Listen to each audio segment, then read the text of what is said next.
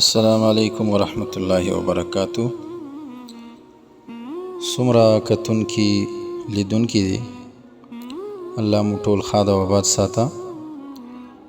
نننۍ نسخه ډیره زبردسته مجربه هغه نسخه ده او داسې بیماری چې په هغې کې ډیر خلک لګیا دي، اخته دي.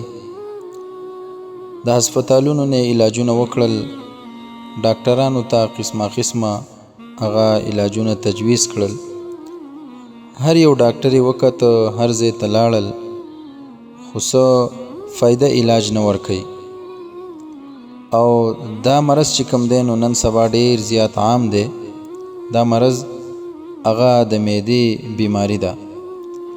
معده ګیس کوي، معده خرابوي، په مخه باندې قسمه هغه ډرخې ورځي، الټۍ ورځي، هاضمه یې صحیح نه ده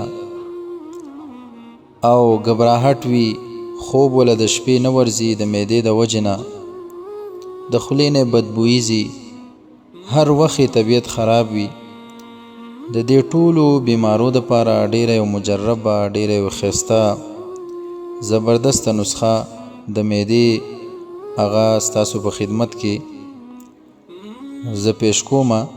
دا کومه طریقه کار باندې چې دا سیزونه هغه مونږ ورچو، کومه اجزا ورچو، ډیر زبردست اجزا دي. انشاءالله تاسو یو کورس راوغواړئ ځان دپاره، استعمال یې کوئ، بیا ریزلټ ماته ووایئ. د الله په امان. السلام علیکم ورحمت الله.